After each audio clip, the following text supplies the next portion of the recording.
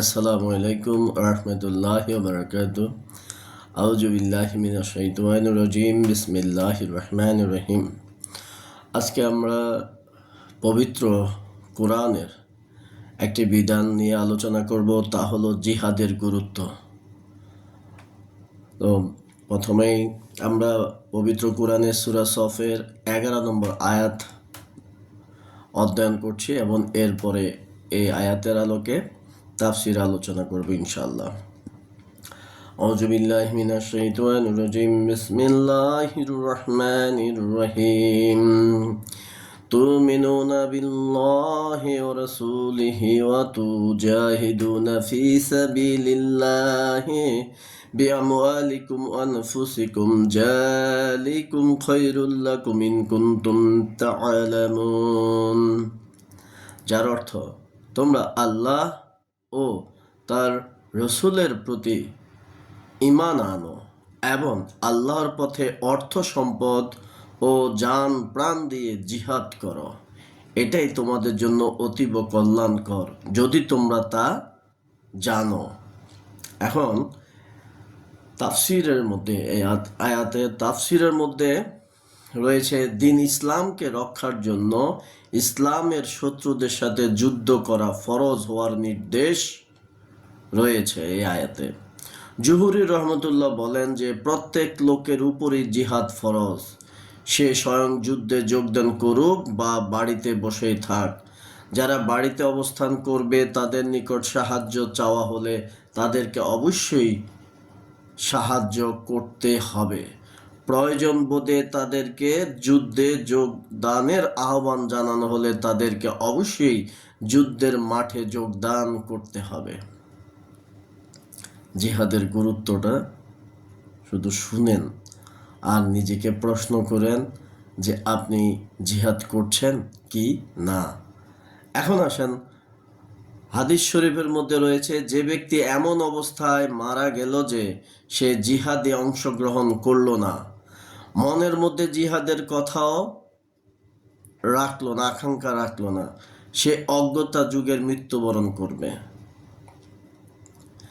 সূরা বাকারা 216 নম্বর আয়াতের মধ্যে আল্লাহ বলতেছেন, কুতিবা আলাইকুমুল কিতাল, তোমাদের যুদ্ধ করার হুকুম দেয়া হয়েছে এবং তা তোমাদের কাছে অপ্রীতিকর মনে হতে পারে।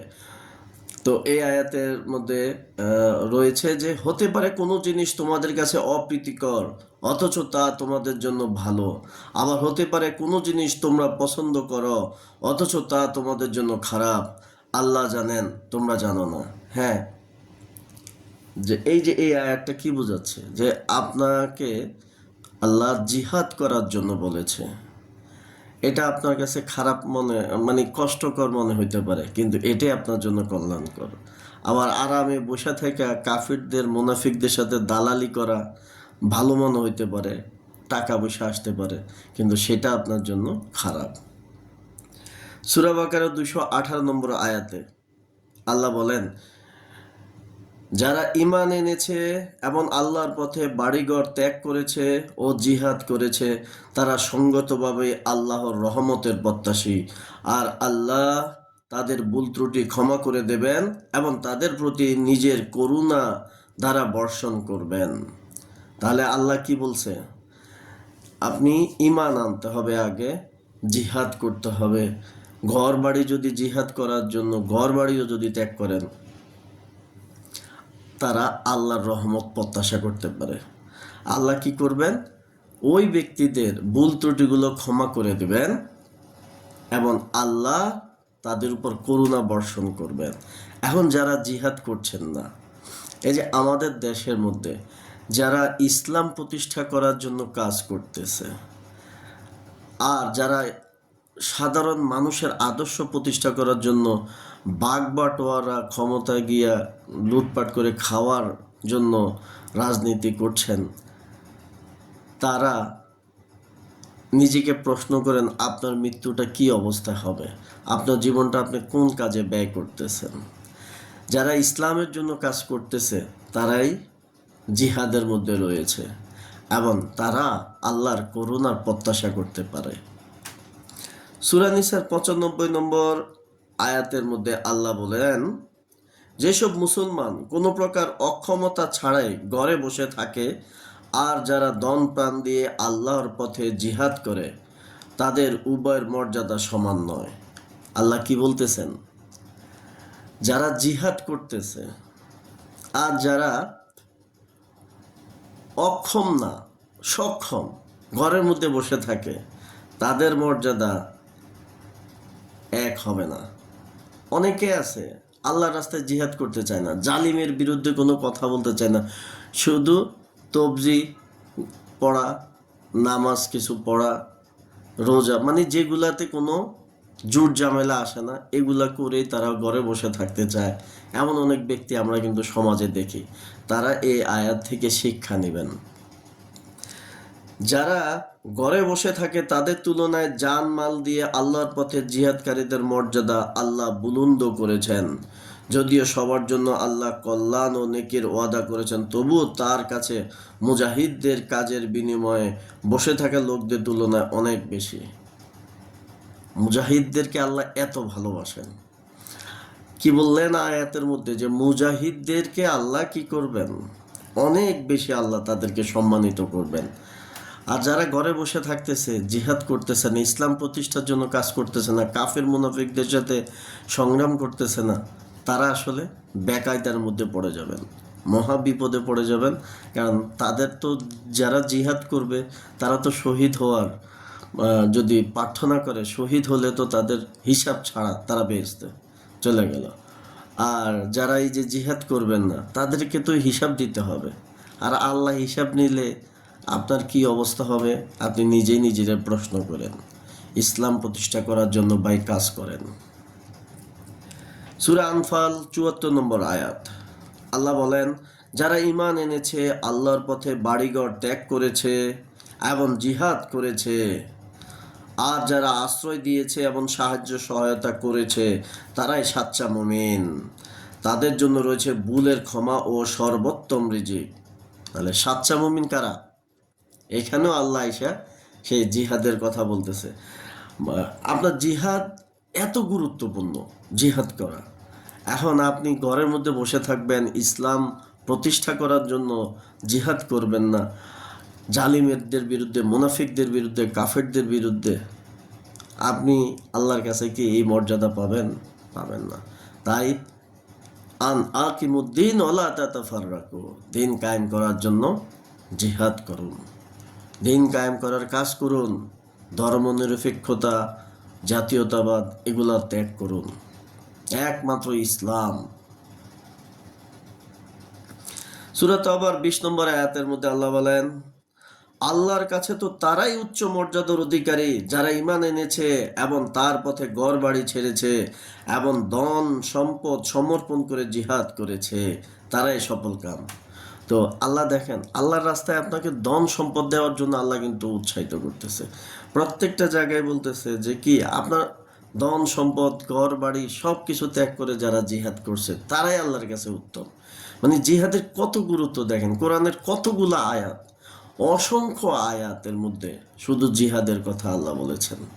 তাহলে আপনি যদি সেই জিহাদ করা থেকে দূরে থাকেন, আপনার মৃত্যু তো হবে মুনাফিকের মতন, ঈমান হারা হয়ে মরবেন। তারপরে শুন, সূরা তাওবার ২৪ নম্বর আয়াতে আল্লাহ বলেন, হে নবী বলে দাও, যদি তোমাদের পিতা, তোমাদের সন্তান ও তোমাদের ভাই, তোমাদের স্ত্রী, তোমাদের আত্মীয় স্বজন, তোমাদের উপার্জিত সম্পদ, তোমাদের যে ব্যবসায়ের মন্দা দেখা দেওয়ার ভয় তোমরা তটস্থ থাকো এবং তোমাদের যে বাসস্থানকে তোমরা খুবই পছন্দ করো, এসব যদি আল্লাহ ও তার রসুল এবং তার পথে জিহাদ করা চাইতে তোমাদের কাছে বেশি প্রিয় হয়, তাহলে আল্লাহর ফয়সালা তোমাদের কাছে না আসা পর্যন্ত অপেক্ষা করো। আল্লাহ ফাসিকদেরকে কখনো সত্য পথে সন্ধান দেন না।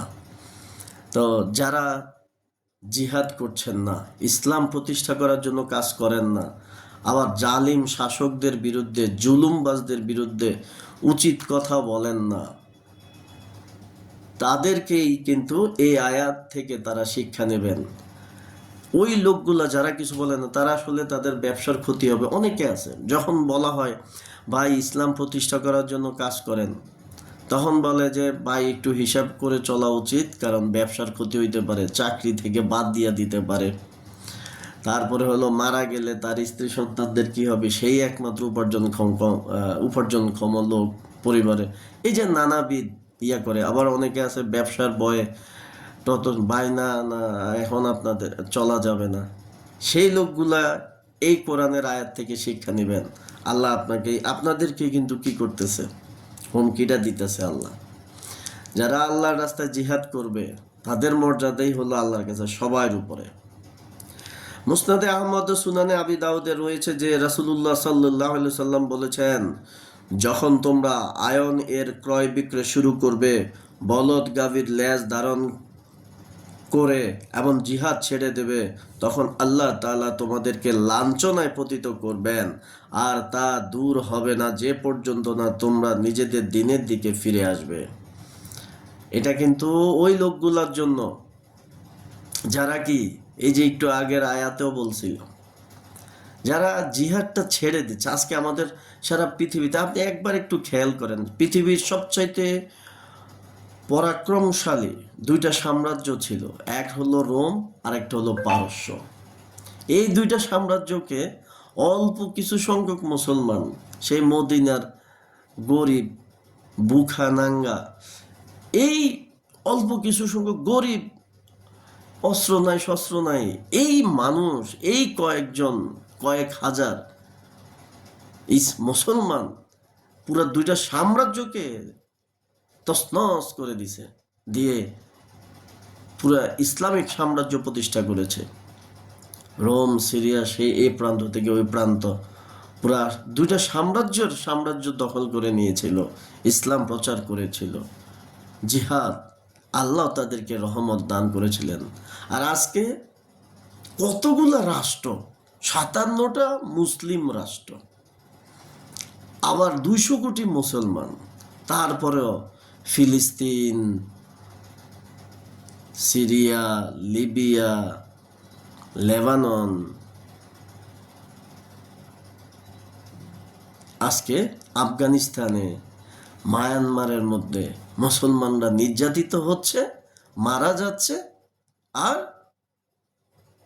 এতগুলা মুসলিম রাষ্ট্র, এতগুলা মুসলমান চুপ করে আছে, জিহাদ করতেছে না। একটা মুসলিম রাষ্ট্রের মধ্যেও ইসলাম প্রতিষ্ঠিত অবস্থাতে নাই, অথচ জিহাদ করতেছি না। শুধু কিছুটা ইরানে, আফগানিস্তানে, সৌদি আরবে, কাতারে আছে কিছুটা। তাহলে অন্য রাষ্ট্রগুলোতে যে নাই, কি জবাব দেবে মুসলমানরা? ইসলাম প্রতিষ্ঠার জন্য যদি জিহাদ না করেন, মৃত্যুটা হবে মুনাফিকের মতন। জিহাদ করার যদি বাসনাও যদি না রাখেন মনের মাঝে, মৃত্যু হবে মুনাফিকের মতন। এখানে এই হাদিসটাই বলে দিয়েছেন, কি হবেন? লাঞ্ছনায় পতিত করবেন, আল্লাহ করতেছে। আর যারা আরামে আছে, বলতে পারেন ওতে তো জিহাদ করে না, কিন্তু আরামে আছে দুবাই, আরামে আছে হলো ওই যে কুয়েত, যারা দালাল আরামে আছে, ওই যে না, এটা আরামে নাই, এরা তো মৃত্যুই হবে। হাদিস তো বলতেছে কি, হাদিস বলে দিতেছে মৃত্যু হবে কুফরি অবস্থায়, ইমান হারা হইয়া তো এগুলো মৃত্যুবরণ হবে। জিহাদের মাধ্যমে আল্লাহ চিহ্নিত করেন কে মুমিন আর কে মুমিন না। এখানে তো কোরআনের আয়াতে বলছে সাচ্চা মুমিন কারা, যারা জিহাদ করে। সূরা তাওবার 41 নম্বর আয়াত, আল্লাহ বলতেছেন, বের হও, হালকা কিংবা বাড়ি হও না কেন, এবং জিহাদ করো আল্লাহর পথে নিজের ধন সম্পদ দিয়ে, এটাই তোমাদের জন্য শ্রেয় যদি তোমরা জানতে। তো এইখানে এই আয়াতে বলতেছে কি, বের হও হালকা কিংবা বাড়ি, মানে আপনার কাছে যা আছে, যেটা আমরা সাহাবীদের জীবনীতে দেখি, সাহাবীরা লাঠি নিয়ে বের হয়ে গেছে, তরবারি না থাকলে কি হয়েছে, যে যেটা পারছে সেটা নিয়ে বের হয়ে গেছে জিহাদ করার জন্য, এবং আল্লাহ বিজয় দান করছে। আল্লাহ বিজয়গুলা দেখেন। আমি খালিদ রাদিয়াল্লাহু তাআলার, খালিদ সাইফুল্লাহ, আল্লাহ তরবারির ঘটনাগুলো শুনি ইউটিউবের মধ্যে, তখন দেখি কি যে অবস্থা। 5,000, 10,000, 30,000 নিয়ে লক্ষ লক্ষ সৈন্যের বিরুদ্ধে জয়লাভ করত। এমনি আল্লাহর দয়া, আল্লাহ জিহাদটাকে কত ভালোবাসেন। আর আপনি মুসলমান দাবি করেন, ইসলাম প্রতিষ্ঠা করার জন্য, ইসলাম কায়েম করার জন্য কাজ করবেন না। কিভাবে সম্ভব মুসলমানিত্ব ধরে রাখা? সূরা হুজুরাতের 15 নম্বর আয়াতে আল্লাহ বলেন, প্রকৃত ঈমানদার তারাই যারা আল্লাহ ও তার রসুলের উপর ঈমান এনেছে এবং এই ব্যাপারে পরে আর কোনো সন্দেহ পোষণ করেনি, তারপর প্রাণ ও অর্থ সম্পদ দিয়ে জিহাদ করেছে, তারাই সত্যবাদী। তাহলে প্রকৃত ঈমানদারদের বৈশিষ্ট্য কি? আল্লাহ এবং তার রাসূল সাল্লাল্লাহু সাল্লামের উপর ঈমান আনবে এবং অর্থ সম্পদ দিয়ে কি করবে? জিহাদ করবে। জিহাদ, ইমানদার যদি দাবি করেন জিহাদ করতে হবে, ইসলাম প্রতিষ্ঠা করার জন্য কাজ করতে হবে, ইসলাম প্রতিষ্ঠার জন্য জিহাদ করতে হবে। মুখ দিয়ে পারেন, হাত দিয়ে পারেন, যেটা দিয়ে পারেন জিহাদ করতে হবে ভাই। জিহাদ করা ছাড়া ইমানদার পরিচয় দেওয়ার সুযোগ নাই। এই আয়াত থেকে শিক্ষা নেন। তারপরে সূরা আল হাদিদ 10 নম্বর আয়াত আল্লাহ বলেন, কি ব্যাপার যে তোমরা আল্লাহর পথে খরচ করছো না, অথচ জমিন ও আসমানের উত্তরাধিকার তারই। তোমাদের মধ্যে যারা বিজয়ের পরে অর্থ ব্যয় করবে ও জিহাদ করবে তারা কখনো সেসব বিজয়ের সমকক্ষ হতে পারে না যারা বিজয়ের পূর্বে ব্যয় করেছে ও জিহাদ করেছে। বিজয়ের পরে ব্যয়কারী ও জিহাদকারীদের তুলনায় তাদের মর্যাদা অনেক বেশি, যদি আল্লাহ উভয়কে ভালো প্রতিদানের প্রতিশ্রুতি দিয়েছেন। যদিও তোমরা যা করছো আল্লাহ সে সম্পর্কে অবহিত। অনেকে আছে সুযোগের অপেক্ষায় থাকে, যে যখন দেখবে যে ভালো সময় ইসলাম বিজয় লাভ করছে তখন তারা কি করবে? আসবে, আয়সা বলবে যে আমিও আপনাদের সাথে আছি, আপনাদের পক্ষে। আর এখন যখন ইসলাম পরাজিত অবস্থায় আছে তখন অর্থ সম্পদ দান করতে চায় না, পাশে থাকতে চায় না, ভয় পায়। কে জানে জালিমরা, মুনাফিকরা আবার কোন বেকায়দায় ফেলে দেয় তাদেরকে। তারা এই আয়াত থেকে শিক্ষা নেবেন। আপনার মর্যাদা কিন্তু সমান হবে না।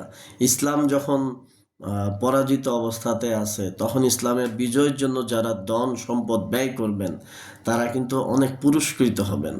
অনেকে ইসলামী আন্দোলনের ক্ষেত্রে, ইসলাম প্রতিষ্ঠার কাজের ক্ষেত্রে বাইতুল মালের এয়ানত দেওয়ার ক্ষেত্রে কার্পণ্য করে, তারা আসলে ভুল কাজ করতেছেন।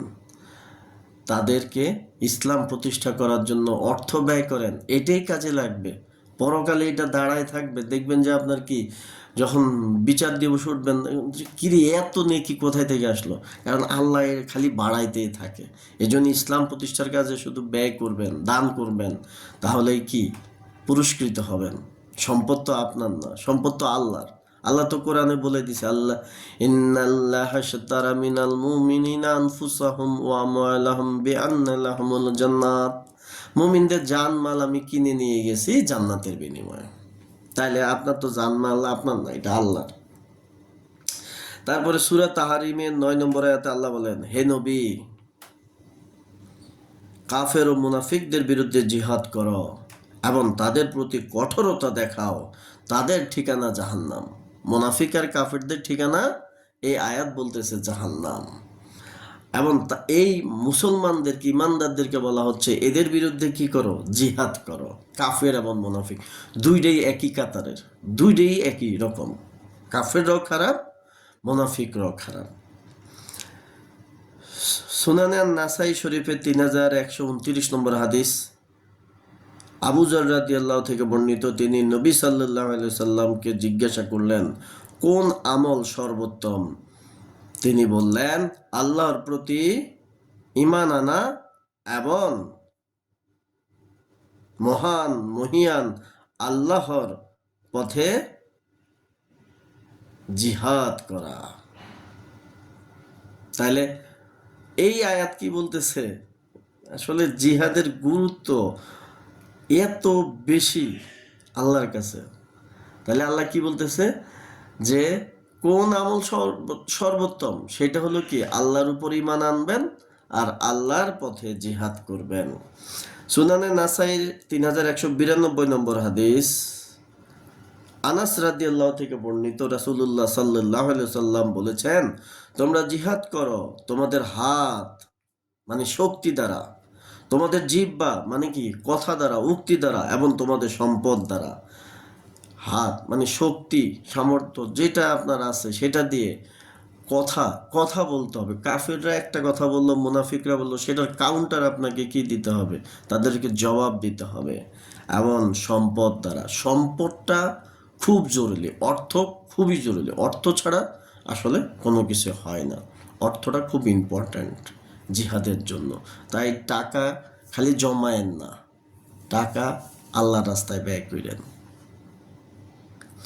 তারপরে সুনানে আন-নাসাই 4209 নম্বর হাদিস, তারিক ইবনে শিহাব রাদিয়াল্লাহু থেকে বর্ণিত, এক ব্যক্তি রাসূলুল্লাহ সাল্লাল্লাহু আলাইহি সাল্লামকে জিজ্ঞেস করলো, আর তখন তিনি তার পদদয় ঘোড়ার পাদানিতে রেখেছিলেন, কোন জিহাদ সর্বোত্তম?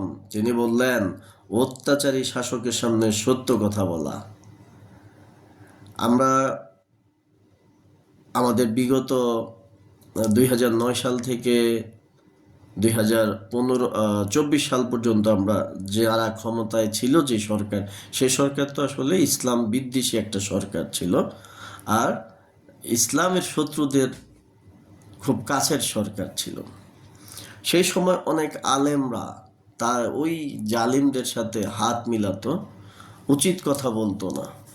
আর সাধারণ মানুষ তো কি জালেমদের সাথে সখ্যতা রাখতে ভালোবাসতো, ফেসবুকে দুইটা ভালো কথা বলতো না, উচিত কথা বলতো না, শুধু ভয়ে কখন আবার কোন বিপদে পড়ে।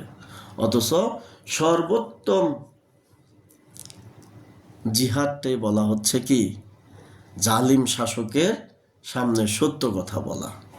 তাহলে হক কথা বলতে হবে, কি হবে না হবে সেটা পরে আল্লাহই দেখবেন, কিন্তু হক কথা, জালিমের জুলুমের বিরুদ্ধে কথা বলতে হবে।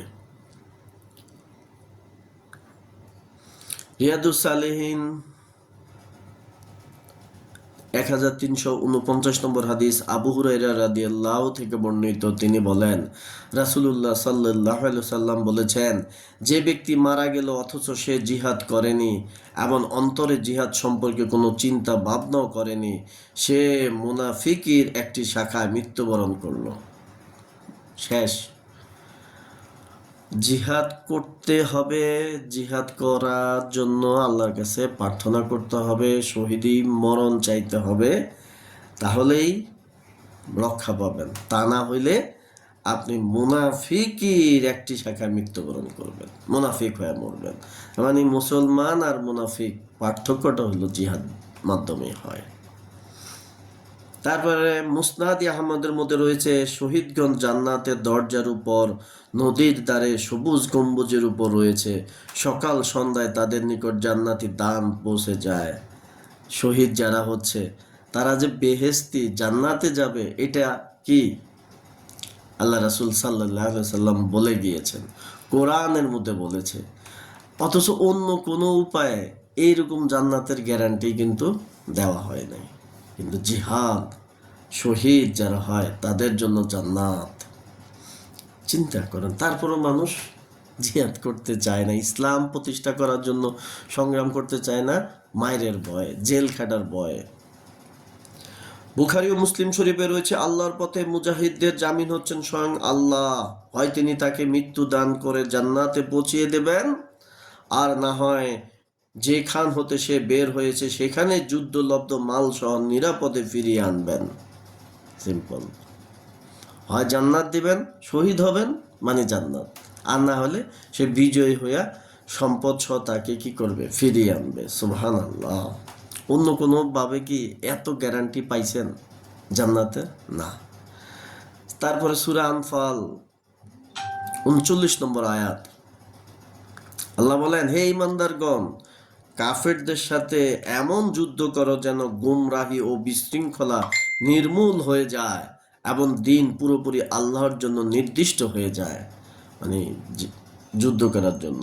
তারপর সহিহ বুখারী ও সহিহ মুসলিমে এসেছে, যে ব্যক্তি আল্লাহর পথে বের হয় আর এই বের হওয়ার পেছনে একমাত্র উদ্দেশ্য হচ্ছে তার পথে জিহাদ করা এবং তার রাসূলদের সত্যতা প্রমাণ করা, এই অবস্থাতেই তার মৃত্যু হয় আল্লাহ তার জিম্মাদার যে তিনি তাকে জান্নাতে প্রবিষ্ট করাবেন।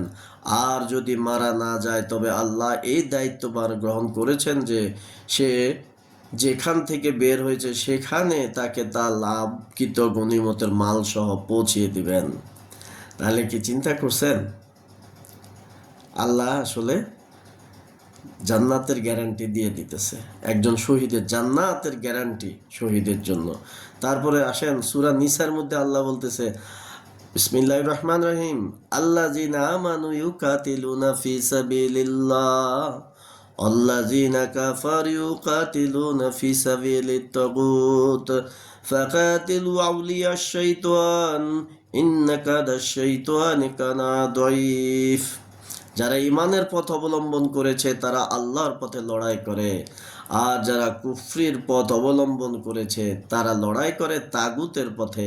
কাজেই শয়তানের সহযোগীদের সাথে লড়ো এবং নিশ্চিত জেনে রাখো শয়তানের কৌশল নিতান্তই দুর্বল। মুসলমান হইলে আল্লাহর পথে সংগ্রাম করবে, আর কাফের শয়তানের পথে। তাহলে যারা ইসলাম প্রতিষ্ঠার জন্য কাজ করে না, ইসলাম প্রতিষ্ঠা করার জন্য জিহাদ করে না, তারা কি কোরআনের আয়াত থেকে তারা শিক্ষা নেন। আপনাদের পরিচয় দিয়ে দিয়েছে আল্লাহ। তাই যদি মুসলমান দাবি করেন অবশ্যই ইসলাম প্রতিষ্ঠা করার জন্য একামতে দ্বীনের কাজ করবেন এবং এই রাস্তায় লড়াই, যুদ্ধ, সংগ্রাম, জিহাদে মশগুল হবেন, জিহাদে জড়িত হবেন। বুখারী শরীফের 2786 নম্বর হাদিস, আবু সাইদ খুদরি রাদিয়াল্লাহু থেকে বর্ণিত, তিনি বলেন, জিজ্ঞেস করা হলো, হে আল্লাহ রসুল, মানুষের মধ্যে কে উত্তম? আল্লাহ রসুল সাল্লাল্লাহু আলাইহি সাল্লাম বলেন, সেই মুমিন যে নিজ জান মাল দিয়ে আল্লাহর পথে জিহাদ করে। উত্তম, এখানে এই হাদিস বলতেছে কি, মানুষের মধ্যে উত্তম এই জিহাদকারীরা, যারা মুজাহিদ, তারা জান মাল দিয়ে। তারপরে বুখারী শরীফের 2792 নম্বর হাদিস, আনাস ইবনু মালিক রাদিয়াল্লাহু থেকে বর্ণিত, নবী সাল্লাল্লাহু আলাইহি সাল্লাম বলেছেন, আল্লাহর রাস্তায় একটি সকাল কিংবা একটি বিকাল অতিবাহিত করা দুনিয়া ও তাতে যা কিছু আছে তার চেয়ে উত্তম। চিন্তা করছেন? সারা দুনিয়া ও যা কিছু আছে সব কিছু চাইতে উত্তম হইল কি আল্লাহর রাস্তায় একটা সকাল। তাহলে এর চাইতে আর বড় কি আছে? আর কি আছে যে আল্লাহর রাস্তায় একটা সকাল ব্যয় করা সারা পৃথিবীর সব কিছু চাইতেও কি আপনার জন্য উত্তম। অথচ মানুষ আল্লাহর রাস্তায় দিন প্রতিষ্ঠার কাজ করতে চায় না। কত হতভাগা। সহিহ বুখারীর হাদিস নম্বর 2811 নম্বর হাদিস, আব্দুর রহমান ইবনু জাবর রাদিয়াল্লাহু থেকে বর্ণিত, আল্লাহ রাসূল সাল্লাল্লাহু আলাইহি সাল্লাম বলেছেন, আল্লাহর পথে যে বান্দার দুপা ধুলায় মলিন হয় তাকে জাহান্নামের আগুন স্পর্শ করবে এমন হয় না। মানে কি, জাহান্নামের আগুন স্পর্শ করবে না ওই ব্যক্তিকে যার দুপা ধুলায় মলিন হয় আল্লাহর রাস্তায়। সুবহানাল্লাহ। রিয়াদুস সালিহিনের 1329 নম্বর হাদিস, রাসূলুল্লাহ সাল্লাল্লাহু আলাইহি সাল্লাম বলেছেন, যে ব্যক্তি সত্য নিয়তে আল্লাহর কাছে শাহাদাত প্রার্থনা করবে আল্লাহ তাকে শহীদের মর্যাদায় পৌঁছিয়ে দিবেন যদিও সে নিজ বিছানায় মৃত্যুবরণ করে। কত সৌভাগ্য। তাহলে ভাই, ইসলাম কায়েমের জন্য কাজ করেন, শাহাদাত কামনা করেন।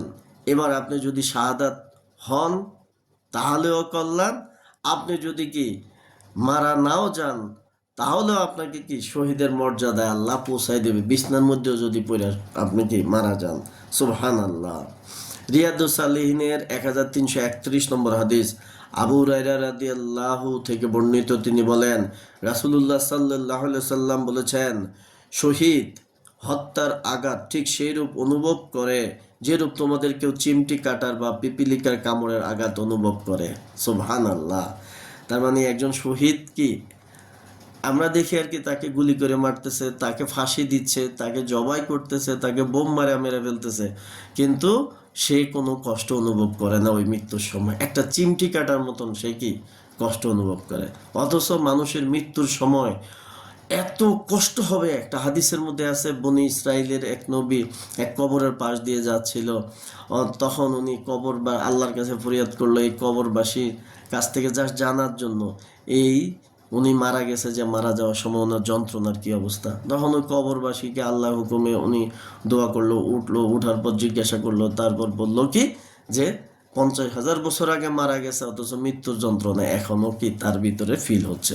তাহলে চিন্তা করতে পারেন মৃত্যুর যন্ত্রণা কত কঠিন, অথচ একজন শহীদ যে হবে তার মৃত্যু যন্ত্রণা হবে চিমটি কাটার মতন। সুবহানাল্লাহ।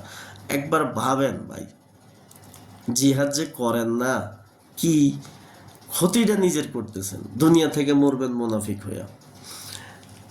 সুনানি আবু দাউদের 2504 নম্বর হাদিস, আনাস রাদিয়াল্লাহু থেকে বর্ণিত, নবী সাল্লাল্লাহু আলাইহি সাল্লাম বলেছেন, তোমরা মুশরিকদের বিরুদ্ধে নিজেদের সম্পদ, জীবন ও কথার দ্বারা জিহাদ করো।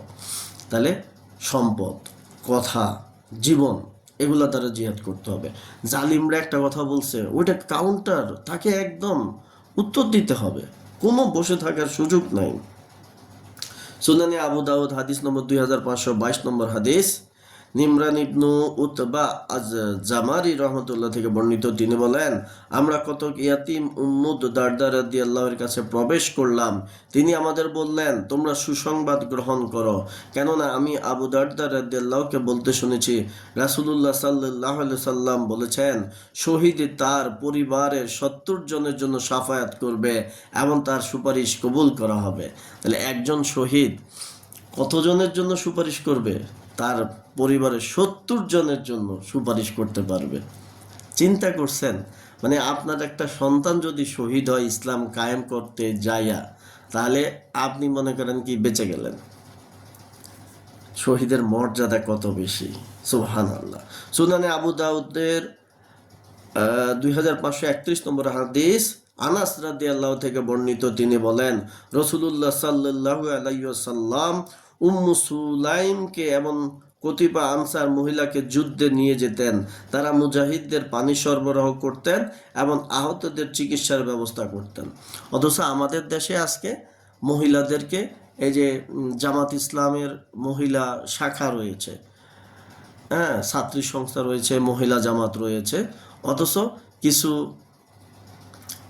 খারাপ মানুষ, ইসলামের দুশ্মনরা, তারা কি এটাকে বলে যে যে কিসের আবার মহিলারা কি করবে, এটা করবে, মানে আমরা সমাজে দেখি নেগেটিভভাবে বলে, কিন্তু দেখেন মহিলারা জিহাদে পর্যন্ত যাইতো এবং রাসূল সাল্লাল্লাহু আলাইহি সাল্লাম নিয়ে যাইতেন। এমন অনেক মহিলা সাহাবীর আমরা জীবনী পাই যারা যুদ্ধের ময়দানে বীরত্বের সাক্ষ্য রেখেছেন, কাফিরদেরকে হত্যা করেছেন। তো আমরা খাওলা রাদিয়াল্লাহু তাআলার নাম জানি, তিনি জিহাদের মধ্যে যেই একটা বিশাল এক কৃতিত্বের সাক্ষ্য রেখেছিলেন, অথচ আজকে মুসলিম নারীদেরকে ইকামতি দিনের কাজ করতে দেয় না এই সমাজের অনেক বাবা মা, অনেক স্বামী তারা, অথচ আমাদের মহিলারাও এই কাজ করা থেকে পিছিয়ে থাকতে চায় না। নিজের সর্বনাশ নিজে করবেন না, জিহাদ সবার জন্যই ফরজ, জিহাদ সবাইকেই করতে হবে। তারপর সূরা আল ইমরান 142 নম্বর আয়াত, তোমরা কি মনে করে রেখেছ তোমরা এমনিতে জান্নাতে প্রবেশ করবে, অথচ এখনো আল্লাহ দেখেনি তোমাদের মধ্যে কে তার পথে প্রাণপণ যুদ্ধ করতে প্রস্তুত এবং কে তার জন্য সবরকারী। তাইলে এমনিতে না ভাই, জিহাদ করতে হইব। আল্লাহ বলে দিছে এই আয়াতের মধ্যে যে এমনিতেই মনে করছেন যে জান্নাতে চলে যাবেন জিহাদ না কইরা, আয়াত থেকে শিক্ষা নেন। যারা ঘরে বসে থাকতে ভালোবাসেন আর ইসলামী আন্দোলন করা লোকদের বিরুদ্ধে কথা বলেন, তারা শেষ। তওবা করেন, দিন প্রতিষ্ঠার কাজে শরীক হন। হযরত কায়েস আল জুজামি রাদিয়াল্লাহু তে বর্ণিত আছে যে রাসূলুল্লাহ সাল্লাল্লাহু আলাইহি সাল্লাম বলেছেন, শহীদকে 6টি ইনআম দেয়া হয়। 1, তার রক্তের প্রথম ফোঁটা মাটিতে পড়া মাত্রই তার সমস্ত গুনাহ মাফ হয়ে যায়। 2, তাকে তার জান্নাতের স্থান দেখানো হয়। 3, সুন্দরী বড় বড় চক্ষু বিশিষ্টা হুরদের সঙ্গে তার বিয়ে দিয়ে দেওয়া হয়। 4, সে বিহ্বলতা হতে নিরাপত্তা লাভ করে। 5, তাকে কবরের শাস্তি হতে বাঁচিয়ে নেওয়া হয়। 6, তাকে ঈমানের অলংকার দ্বারা ভূষিত করা হয়। তাহলে আজকে আমরা জিহাদের যেই গুরুত্ব অধ্যয়ন করলাম, তা কোরআন এবং হাদিসের আরো অসংখ্য আয়াত রয়েছে। তাই সকলকে মুসলমান হয়ে ঈমান নিয়ে জান্নাতে যাওয়ার জন্য, দিন প্রতিষ্ঠা করার জন্য কাজ করতে হবে। এই কাজ আপনি যদি করেন, আপনি শহীদের মর্যাদা অতি অর্জন করতে পারেন, জান্নাত সুনিশ্চিত।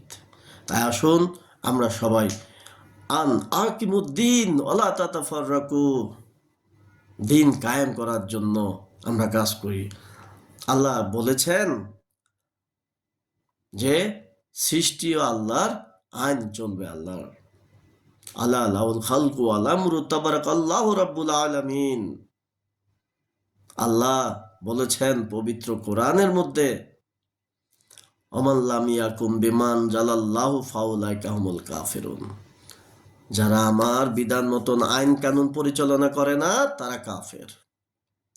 তাই আল্লাহর বিধান মতন সমস্ত কিছু পরিচালনা করার জন্য, আল্লাহর আইন প্রতিষ্ঠিত করার জন্য আমরা আসুন একামতে দিনের কাজ করি। এই পথে লড়াই যুদ্ধ যাই করার প্রয়োজন হয়, অর্থ সম্পদ যাই দেওয়ার প্রয়োজন হয়, আমাদেরকে দিতে হবে। তবেই আমরা আল্লাহ এবং আল্লাহর কাছে শহীদের মৃত্যু কামনা করবেন। তাহলে সাধারণভাবেও যদি মরা হয়, আপনি জান্নাত। তো আল্লাহ আমাদের সকলকে তৌফিক দান করুক আল্লাহর রাস্তায় চলার। আর মুমিনের বৈশিষ্ট্যই হলো কিন্তু কি, জিহাদ করবে সে। মুনাফিক আর মুসলমানের পার্থক্যটাই হয় জিহাদের মাধ্যমে। আসসালামু আলাইকুম ওয়া রাহমাতুল্লাহি ওয়া বারাকাতুহু।